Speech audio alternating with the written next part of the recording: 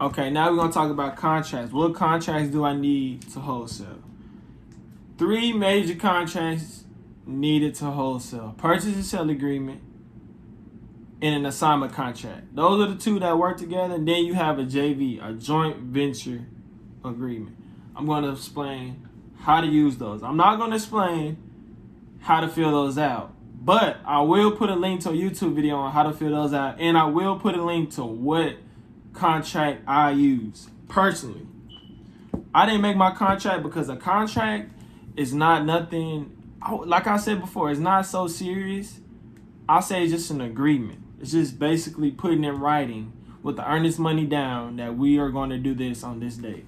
Simple as that. So what is a, we're going to start with purchase and sale agreement. What is a purchase and sale agreement? A purchase and sale agreement is basically stating that you are buying the house for whatever price on whatever date. Simple as that.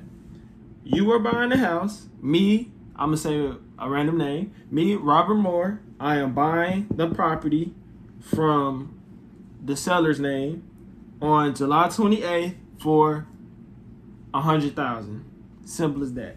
Also, the agreement will state your terms. You will never have to worry about making a contract because I use Splitman's contract. Simple contract, 1-page contract. Contracts are not 10 pages, 1-page contract with an earnest money deposit down. And I'm going to teach you, once you get a contract, how to use a title company, how to find title companies, etc. So the terms. The biggest part of wholesaling is this right here, this 10-day contingency period. Now, y'all know I can't say the contingency word, but, work with me. 10-day contingency period. This is golden, man. This gives you only need this for the purchase and sale agreement. You only need this for the purchase and sale agreement. But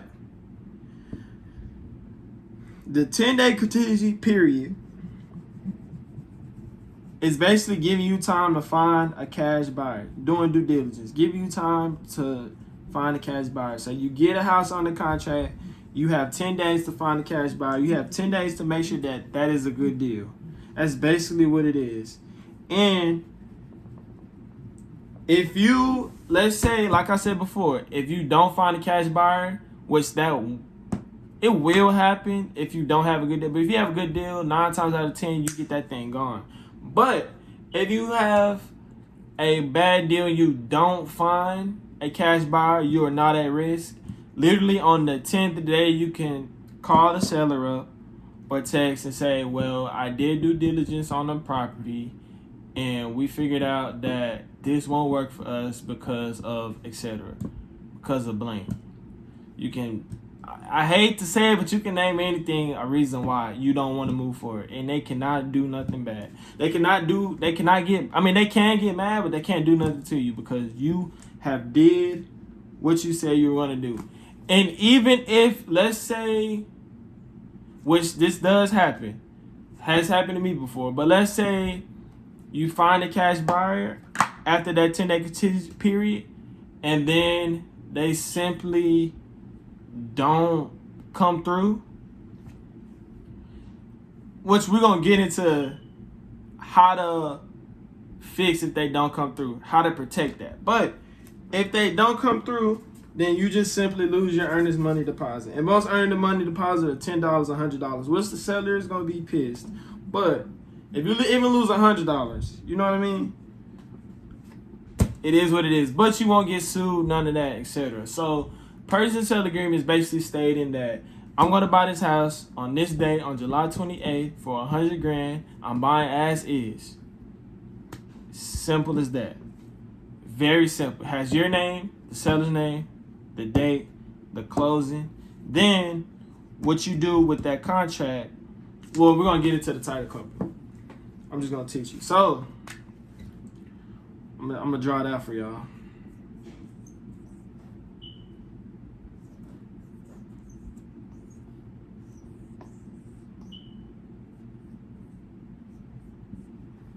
Right? So you have you, the wholesaler, then you have the seller, then you have a purchase and sale agreement. And let's say y'all agree on $100K, right? Then you have a cash buyer comes in and says, I want to buy the property for $125K. So then from here,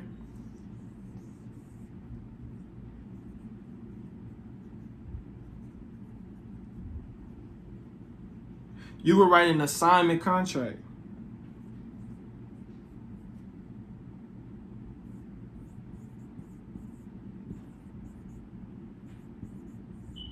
Okay.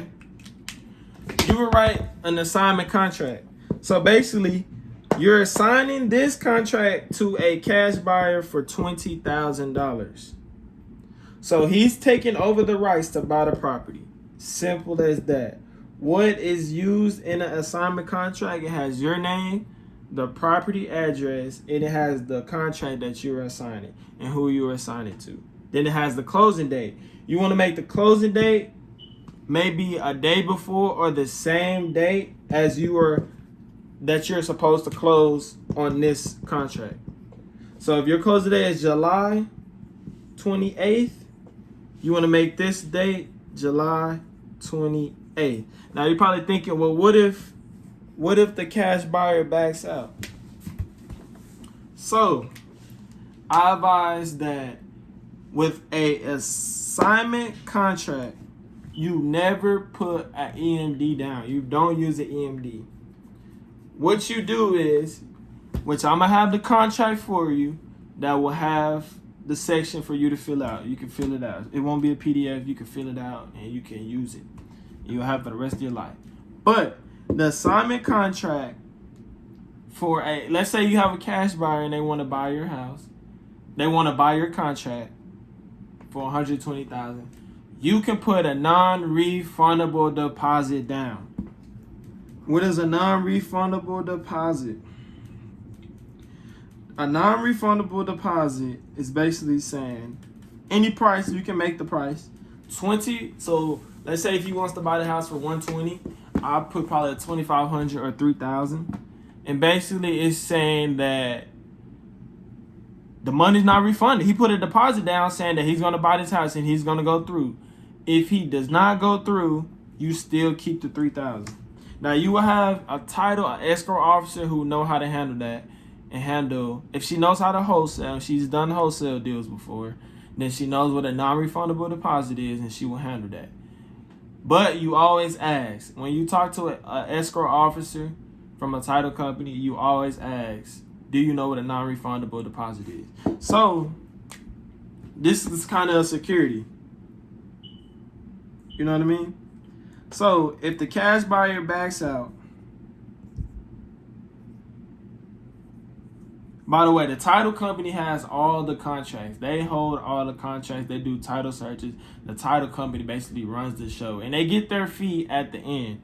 But in the assignment contract, you want to make sure that you put some of the time, most of the time, but that the cash buyer pays all closing costs. Simple as that. Cash buyer pays all closing costs, because when you buy a house, there are closing costs. Cash buyer pays for all closing costs. Now, if you put that in the contract, some cash buyers may say, well, can you go down to $2,000? Can you go down on the price simply because I'm paying all closing costs? Which you could do, or you can stay firm. Most likely they're going to still do it, because like I said before, a lot of times if someone brings you a deal that you can make $60K on, and you have to cut them out $20,000, but you also have to pay closing costs that will end up being $4,000, you still want your money. You're still gonna want your 36K. You still gonna want your 36K. So that wouldn't be a bump in the road for most cash buyers. And if that's an issue, you simply just move on, because you had this 10-day contingency period, and you can move on. Now let's say it doesn't. The contingency period does not have to be 10 days. If you have a big deal and you know you're going to make 20, 40, 50,000, 60,000, I'll make that a month. I'll make it a 30-day contingency period. Straight like that. And also, let's say you have a deal under contract and it's a bad deal. You're like, oh, I messed up. You can always go back to the seller and ask them to renegotiate. And you can, if they do want to renegotiate, then you can send over another contract and send it right back to the title company. Simple as that. And you got it for cheaper. But if you have a good deal, that won't happen. But you can do that, or if you're having trouble, you can extend the period. So let's say, like I said, you have a big deal that's gonna make you $50K in 10 days. You can't find a cash buyer, but you know this money. You know it's a lot of money. You don't want to lose out on this deal, so you can go back to the seller and basically beg them, not beg them, but say, I'm sorry, I'm having issues with funding, or I'm just say, just making an excuse, and basically extend the period. Can you extend the and as I said, can you extend the period for another 20 days? Some sellers will, some sellers won't, but most sellers will, simply because most sellers aren't in a rush. They know that getting their house sold in 2 days 2 weeks is somewhat crazy. So they will accept that if you want to extend, they will accept. Oh yeah, and I never went over, so I'm all over the place, but you're going to get this knowledge. I got too much knowledge. So you're probably asking, when do I set the closing date? I'm glad I didn't skip that. I'm glad I thought about that. So if this is, let's say, July 4th, if your contract is supposed to close on July 4th, and your closing date, this is your closing date. July 4th is your closing date. And July 4th, well, not yet. You want to put in the contract, basically giving yourself a week. Basically, give yourself a week to just have some time. You know what I mean? Because your contingency period could end on June 26th. Your contingency period can end on June 26th, and then the closing date could be on July 4th. It gives you time. It gives the title company time. It gives everyone time. Now, you can make the gap a little closer, but sometimes I advise not. But if you want your money, then boom. But yeah, I always give myself about a week, 2 weeks, maybe 2 weeks, a week. Simple as that. Simple as that. Simple as that. All right, now we're gonna talk about, and also, like I said, like I explained before, you will have the closing date with the assignment contract. You will be assigning it to them on July 4th, the same day that you have the closing date with the seller. Try to explain this the best I can. I might be all over the place, but bro, I'm trying to give y'all the spills. So much. I could talk for hours. All right, this video might be longer, it might not. All right, now we're gonna get on. Now I explain what an assignment contract is. I'm gonna have a link to videos on how to fill them out. I don't think I need to show you how to fill them out. It's not that hard. It's not very complicated. But we're gonna talk about JV. What is a JV? A JV is a joint venture. What is a joint venture? Is when you work with another wholesaler. JV. All right, I'm gonna explain JV to you.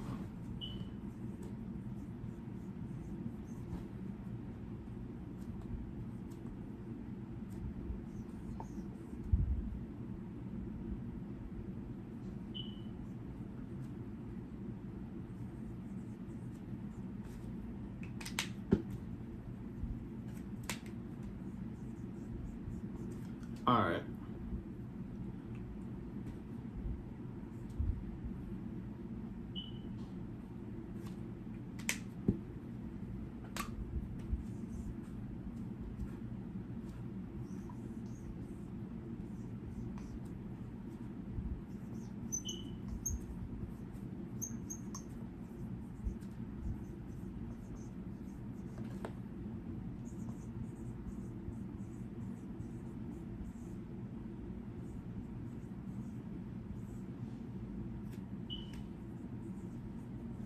All right. So Let me explain what a JV is. A JV, how to use a JV. What is a JV? A JV, let's say you have a friend named Jack, and Jack is another wholesaler in the area. You have a good relationship, all that, etc. All that good stuff. So Jack gets a contract for a motivated seller. Jack gets a contract, right? But Jack cannot find a cash buyer. Jack might be new. Jack might be scared. Don't be scared. I'm not saying there's anything to be scared about new. But a lot of things could be a reason why someone can't move a deal, which it rarely happens if you have a good deal. But some people will trust you enough to move their deal for you.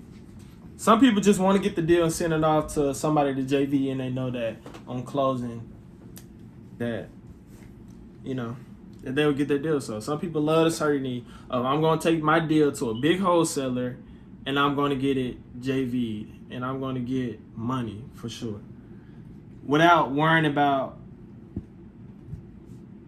not getting the deal closed. Which I honestly do JV, but I try to keep all the profit for myself. If you're about that bad, you're going to keep all the profit for yourself. Now, you don't want to lose a deal and not be able to sell a deal because you were too prideful to JV, but I will JV. And JVing is a good way to network for sure. JV is a good way to network, especially if you're doing wholesaling and you get a deal and you're still lost. I would just JV with the other wholesaler. They're going to get your deal sold. That's like a certain way to get your deal sold almost. If you're working with a big wholesaler or a good wholesaler. But let's say let's give an example. I'm explaining this to y'all boys and girls. All right. 20,000 and then 120. Okay. Explain this the best way I can. All right, so what is a JV? A JV is Jack has a deal with the seller. He has a deal on the contract with the seller. Jack can't find a cash buyer. So Jack contacts you and says, do you have cash buyers that you can find this deal? Now, in the do's and do nots. No, I said the do nots. I made a video on the do nots. Do not market a deal that you don't have on the contract. Let's say, I'm going to explain to you why. Let's say Jack you're not his only friend he sent the deal to, but he has sent the deal to other wholesalers. Then you're going to have 10 wholesalers posting the same deal. It's going to get annoying. No one's going to buy because they're going to think something shady. The cash buyer is not going to buy because they'll be like, I've seen this property too much. There's something wrong with it. You don't want to do that. Plus, the seller might see that and get mad, and Jack might get mad at you for doing that. So just don't do it. But you can say, well, Jack, we can do a joint venture. A joint venture is stating that if we get this deal closed, we're going to split the wholesale profit right in half. Or you can do it depending on how much the deal is worth. You can do 30, 70, 40, 60, anything. But you use a JV. A JV is not hard to fill out, basically. It's not hard to fill out. So once you sign a JV, you have equitable interest in this contract now. You have some say-so in this contract now once you sign a JV. So let's say Jack got the house on the contract for $100K, and you find a cash buyer that will buy his property, his deal for $120. Now you have $20,000 in profit. Y'all both do. Now y'all can split that $20,000 and y'all can do 10 each. Straight like that. A JV is not that hard to fill out. And you will fill out an assignment contract, just how I explained. Let me get this whole. You will fill out an assignment contract, just how I explained, with your cash buyer. It's the same way switched around. Let's say you got a deal with the seller and you can't find a cash buyer, you can wholesale. Straight like that. That's how it works.